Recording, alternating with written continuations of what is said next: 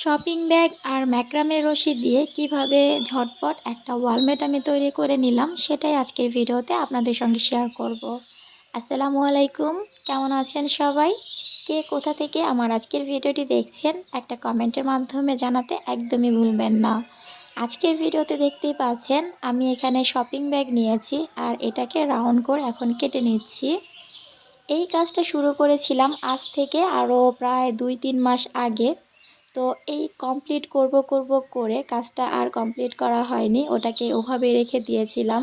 তো রিসেন্টলি এটা যে বাকি কাজটুকু ছিল সেটা কমপ্লিট করে ভাবলাম আজকে আপনাদের সঙ্গে শেয়ার করা যাক। শপিং ব্যাগটা দেখতে পেলেন আমি প্রথমে একটু রাউন্ড করে কেটে নিয়েছি আর এটার ওপরে এখন এই ম্যাক্রামের রশিগুলো আমি সেট করে দিব। এই ওয়ালমেটটা যখন আমি বানাচ্ছিলাম তখন খুব সুন্দর একটা আইডিয়া নিয়েই বানিয়েছি। তবে এটা বানানোর পর আমার মনে হয়েছে আমি আমার লাইফে এই পর্যন্ত যতগুলো কাজ করেছি তার মধ্যে সবথেকে পচা হয়েছে এই কাজটা। এটা বানানোর পর আমার একদমই ভালো লাগেনি। জানি না আপনাদের কাছে কেমন লাগবে। তারপরও ভিডিওটা এই কারণে শেয়ার করা যে এই আইডিয়াটা আপনারা কাজে লাগাতে পারেন। আমারটা ভালো হয়নি তার মানে এই না যে আপনাদেরটা ভালো হবে না। এটা পুরোটা দেখলে আপনারা বুঝতে পারবেন আর এটাকে আপনারা কি কি কাজে ব্যবহার করতে পারবেন সেটাও আমি ভিডিও শেষে আপনাদেরকে দেখিয়ে দিব। তো ম্যাক্রামের রশিটা প্রথমে আমি গ্লু গানের সাহায্যে একটু লাগিয়ে নিয়েছি। তারপরে দেখতে পাচ্ছেন ফেভিকলের আঠা দিয়ে আমি পুরোটাকে সেট করে নিব।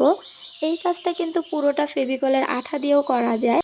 তবে আমার কাছে মনে হয় শুরুতে যদি একটু গ্লু গান দিয়ে লাগিয়ে নেওয়া হয় তাহলে কাজটা করতে আরও বেশি সহজ হয়, এটা ছুটে যাওয়ার সম্ভাবনা থাকে না। ফেভিকলের আঠাটা যেহেতু শুকাতে একটু সময় নেয় তাই গ্লু গান দিয়ে করলে সহজ হয়। আবার কেউ চাইলে পুরোটাকেও গ্লু গানের সাহায্যে সেট করে নিতে পারেন। আমি দুইভাবেই আপনাদেরকে বলে দিলাম, যার যেমন সুবিধা সে সেরকমভাবেই করে নিতে পারেন।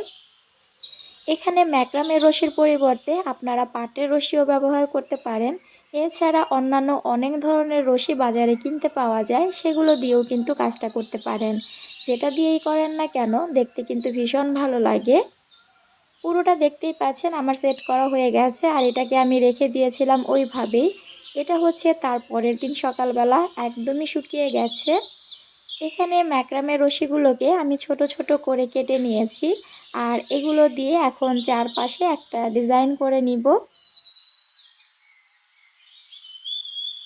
চারপাশে এই ছোট রশিগুলো লাগানোর কাজটা যদি গ্লু গানের সাহায্যে করেন তাহলেই বেশি ভালো হয়। এতে করে লাগাতেও যেমন ইজি হয় তেমনি খুলে আসার কোনো সম্ভাবনা নেই। ফেভিকলের আঠার সাহায্যেও লাগানো যাবে, সেটা অনেকটা সময় সাপেক্ষ। এই কারণে আপনাদের কাছে যদি গ্লু গান থাকে তাহলে গ্লু গানের সাহায্যে লাগিয়ে নেবেন।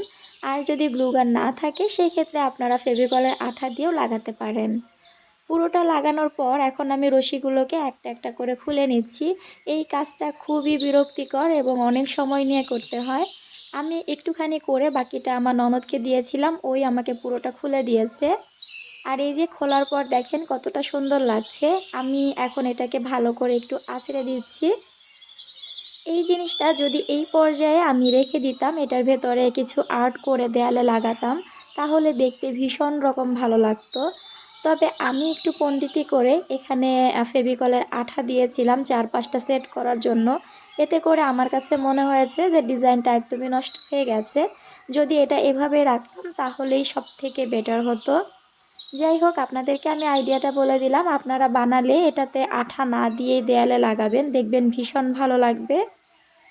এখানে আমি একটা চিকন করে বেনি পাকিয়ে নিয়েছি আর সেটাকেই দিয়ে দিচ্ছি। এই কাজটা না করলেও হয়, তবে আমি একটু সৌন্দর্যের জন্য এই কাজটা করেছিলাম, এটা আপনারা চাইলে বাদ দিতে পারেন। তো চারপাশে যেই একটু আঁকাবাঁকা দেখতে পাচ্ছেন এগুলোকে আমি কেটে নিব। তো তার আগে এখানে আমি পানির সঙ্গে একটু গ্লু মিশিয়ে নিয়েছি আর তারপর এখানে ব্রাশ করে দিচ্ছি। এই কাজটা না করলেই আমার কাছে মনে হয় সব থেকে ভালো হতো, সেটা তো আমি শুরুতেই বলে দিয়েছি। যাই হোক, এখানে পুরোটা শুকিয়ে যাওয়ার পর দেখতে পাচ্ছেন আমি একটু দাগ কেটে নিয়েছি রাউন্ড করে। আর এখন হচ্ছে কেচি দিয়ে এই এবড়ো থেবড়ো শেপটাকে একটু সুন্দর করে নিব। এটাতে আপনারা অনেক কিছু আর্ট করতে পারেন, বহু আর্ট করতে পারেন বা ফুল আঁকতে পারেন, পাখি আঁকতে পারেন, গ্রামের দৃশ্য আঁকতে পারেন, যার যেমন ইচ্ছা তেমন আঁকতে পারেন। আমি যেহেতু আঁকাআঁকি খুব একটা ভালো পারি না, এ কারণে এটা আমার একদমই নষ্ট হয়ে গেছে। তবে আপনারা এরকম যদি বেশ কয়েকটা বানিয়ে দেয়াল ডেকোরেশনের কাজে লাগান, দেখবেন দেয়ালের লুকটাই চেঞ্জ হয়ে যাবে।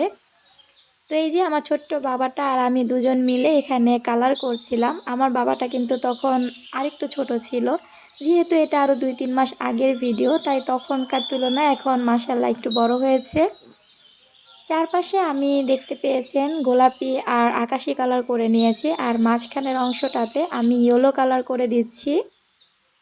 ইয়েলো কালার করার পর এটা বেশ ভালো লাগছিল। এখানে যে কোনো জিনিস আঁকলে অনেক সুন্দর হতো। তবে আমি কি আঁকবো এটা ভেবেই এটাকে আমি ৩ মাস ধরে ফেলে রেখেছিলাম, কোনো কাজেই লাগাইনি।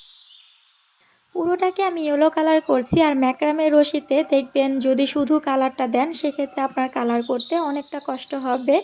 এখানে যদি একটু পানি মিশিয়ে কালার করা হয় তাহলে খুব ইজিলি এখানে কালার করা যায়, দেখবেন সুন্দর মতো কালারটা বসে যাচ্ছে। এটা হচ্ছে ৩ মাস পর আমি এটার কাজটাকে কমপ্লিট করার জন্য বসেছিলাম।